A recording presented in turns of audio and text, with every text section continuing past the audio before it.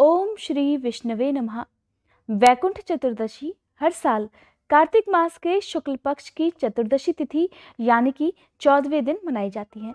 माना जाता है इसी दिन भगवान श्री हरि और भगवान शिव जी की पूजा करने से उनकी अपार कृपा प्राप्त होती है। एक और मान्यता है कि भगवान विष्णु चातुर्मास का समय जो कि आषाढ़ मास के शुक्ल पक्ष की एकादशी से प्रारंभ होकर कार्तिक मास के शुक्ल पक्ष की एकादशी तक रहता है, इन चातुर्मास के समय में सृष्टि का संपूर्ण कार्यभार भगवान शिव को देकर विश्राम के लिए चले जाते हैं। और जब देव उठनी एकादशी के दिन भगवान श्री हरि जागते हैं तो सभी देवी देवतागण, सभी मनुष्य इस खुशी में देव दिवाली मनाते हैं। भगवान शिव वैकुंठ चतुर्दशी के दिन ही भगवान विष्णु को सृष्टि का सारा कामकाज दोबारा सौंपते हैं और ऐसी मान्यता है इस दिन वैकुंठ लोक के द्वार खुले रहते हैं। जो भी विधि विधान से इस दिन व्रत और पूजा करता है वो मृत्यु के बाद भगवान विष्णु के पास वैकुंठ लोक को जाता है। आज के दिन बहुत सारी जगह पर वैकुंठ नाथ का पूजन और सवारी करने का उत्सव भी मनाया जाता है। इसके अलावा कुछ मंदिरों में वैकुंठ द्वार भी बने होते हैं जो आज के दिन विशेष रूप से खोले जाते हैं और उसी में से भगवान की सवारी निकाली जाती है। मान्यता है इस दिन भगवान की सवारी के साथ वैकुंठ दरवाजे में से निकलने वाला प्राणी भगवान का कृपा पात्र बनकर वैकुंठ लोक को जाने का अधिकारी बन जाता है। पौराणिक मान्यता के अनुसार भगवान शिव ने इसी दिन भगवान विष्णु को सुदर्शन चक्र दिया था और इस दिन भगवान शिव और विष्णु भगवान दोनों एक ही रूप में रहते हैं। और वहीं माना जाता है कि इस दिन मृत्यु को प्राप्त होने वाला व्यक्ति सीधे स्वर्गलोक को जाता है। आइए जानते हैं साल 2021 में पड़ने वाली वैकुंठ चतुर्दशी के बारे में।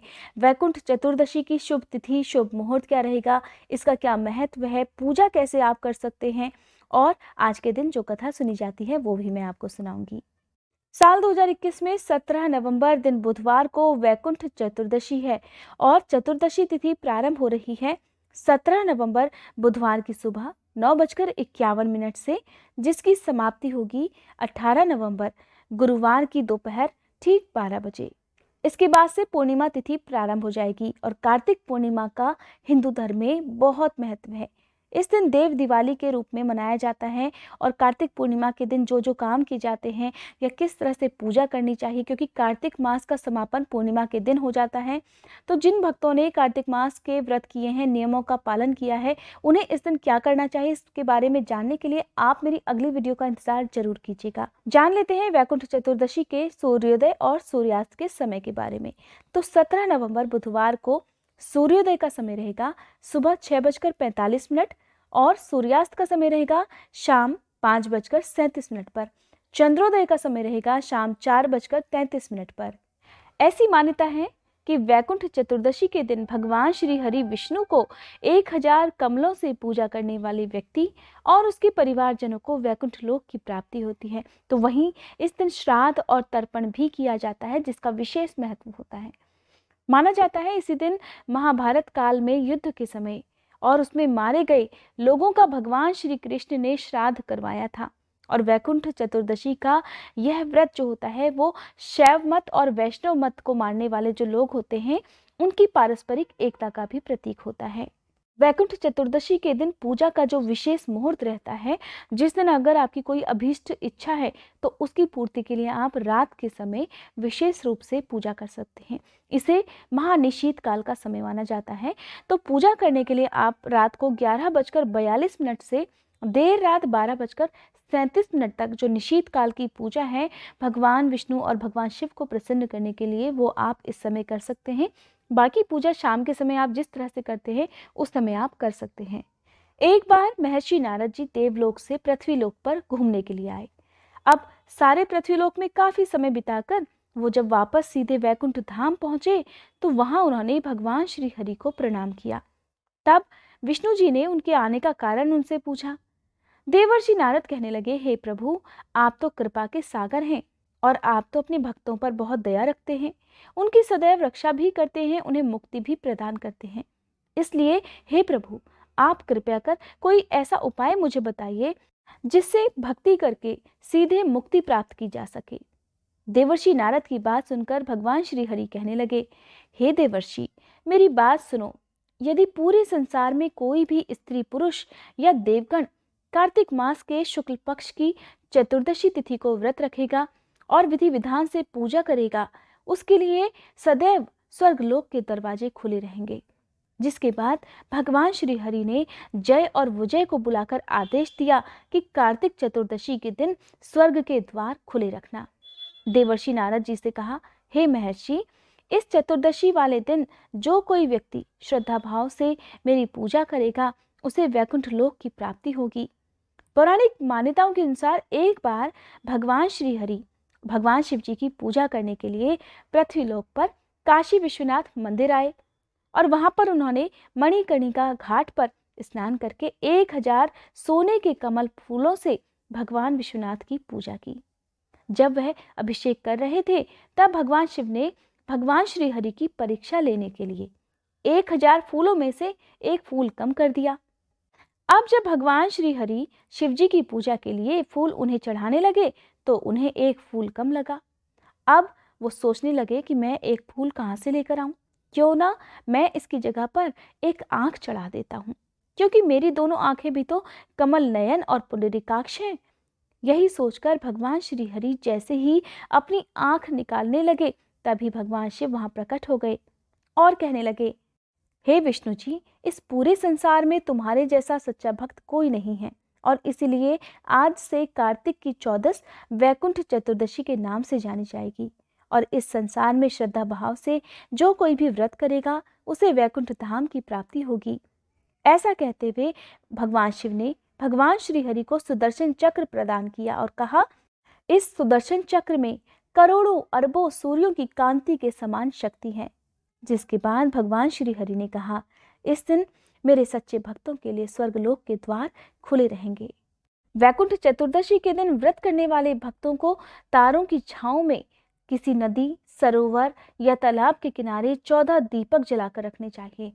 अगर ऐसा ना हो पाए तो आप अपने घर में जिस भी स्थान पर पीने का पानी भरकर रखते हैं, उस जगह पर भी आप 14 दीपक जला सकते हैं। वैकुंठ चतुर्दशी के दिन पूजा किस तरह से करें, तो देखिए, एक दिन पहले शुद्ध सात्विक भोजन ग्रहण करना चाहिए और चतुर्दशी के दिन सुबह स्नान करके साफ स्वच्छ पीले वस्त्र धारण करने चाहिए। अपने कुल देवी देवताओं का ध्यान करना चाहिए, भगवान श्री हरि और भगवान शिव का ध्यान करना चाहिए और फिर हाथ में जल या पुष्प लेकर व्रत का संकल्प लेना चाहिए। आज के दिन भगवान शिव और भगवान विष्णु की एक साथ पूजा करनी चाहिए। इसके साथ ही पूजा में सफेद कमल, चंदन, केसर, गाय का दूध, चंदन का इत्र, दही, मिश्री और शहद से भगवान विष्णु का अभिषेक करना चाहिए। अगर ऐसा ना कर पाएं तो आप केवल सादे जल से भी भगवान विष्णु का अभिषेक कर सकते हैं। भगवान को प्रसाद स्वरूप सूखे मेवे, गुलाल, कुमकुम, सुगंधित पुष्प और मौसमी फल जो भी आपको मिल पाए वो अर्पित करने चाहिए। पूजा करते समय श्री सूक्त, श्रीमद् भागवत गीता और विष्णु सहस्त्र नाम का पाठ करना चाहिए। विष्णु चालीसा और शिव चालीसा का पाठ करना चाहिए। भगवान शिव और भगवान शिव के बीज मंत्रों का 108 बार जाप करना चाहिए, या आप केवल ओम नमो नारायण और ओम नमः शिवाय इस मंत्र का भी जाप कर सकते हैं। भगवान शिव और भगवान विष्णु आज के दिन अपने भक्तों पर बहुत प्रसन्न रहते हैं, इसलिए आज के दिन पूजा पाठ करते समय आपके मन में कलह क्लेश नहीं होना चाहिए। पूर्ण श्रद्धा भक्ति भाव से ही आज के दिन पूजा करनी चाहिए। साथ ही आज के दिन सप्तऋषियों की पूजा भी की जाती है। चाहे तो आप आसमान में जो सप्तऋषि होते हैं उनकी तरफ देखकर पूजा कर लें, उनका ध्यान कर लें, और फिर आज के दिन किसी भी पवित्र नदियों में आपको दीपदान करना चाहिए। मैंने जैसा आपको पहले ही बताया, नदियों में दीपदान करना अगर संभव ना हो तो आप अपने घर के आसपास भी दीपदान कर सकते हैं। अखंड सुहाग के लिए आज के दिन सुहागिन महिलाओं को राधा दामोदर या फिर शालिग्राम भगवान और तुलसी जी की पूजा करनी चाहिए, और पितरों की शांति के लिए आज के दिन उनके निमित्त तर्पण और दान करना चाहिए।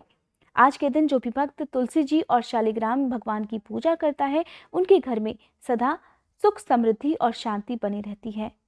आज के दिन भगवान शिव को भांग, धतूरा, बेलपत्र चढ़ाने के साथ ही आंकड़े के फूल भी चढ़ा सकते हैं। भगवान विष्णु को पीले रंग के फल फूल अर्पित करें और साथ ही आज के दिन उन्हें पीले रंग की मिठाई का भोग भी आप लगा सकते हैं। वैकुंठ चतुर्दशी के दिन आप पीपल के वृक्ष की पूजा करना बिल्कुल मत भूलिएगा। हो सके तो आप सुबह और शाम पीपल के वृक्ष में मीठा जल अर्पित करके एक दीपक आप जरूर जलाकर रखें। अपने घर के मुख्य द्वार पर दीपक जलाएं और साथ ही अपने घर के चारों कोनों में भी आज के दिन एक एक दीपक आपको जलाकर रखना चाहिए। संभव हो तो घर के सभी सदस्य मिलकर आज के दिन पूजा करें और जो भी भोग आपने लगाया है, चाहे वो फल का हो या मिठाइयों का हो, उस भोग का वितरण आप प्रसाद स्वरूप घर के सभी लोगों में करें।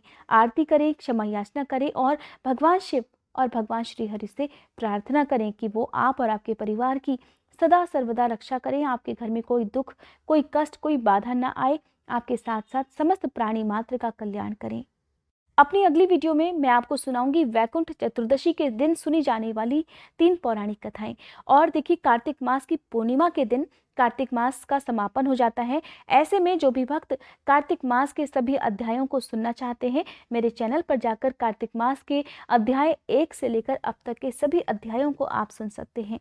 मान्यता है कि कार्तिक शुक्ल पक्ष की एकादशी से लेकर कार्तिक पूर्णिमा तक के जो दिन होते हैं वो भीष्म पंचक व्रत के दिन कहलाते हैं। तो ऐसे में अगर आप कार्तिक महीने में पूरे महीने आप नियमों का पालन ना कर पाएं और आपकी अगर श्रद्धा है और आपका बहुत मन है कि आप भी कार्तिक नियमों का पालन करें, तो आप इन 5 दिनों में कार्तिक मास के नियमों का पालन कर कार्तिक मास की पूजा का पुण्य प्राप्त कर सकते हैं। ये थी आज की वीडियो। उम्मीद करती हूँ ये जानकारी आपको पसंद आई होगी।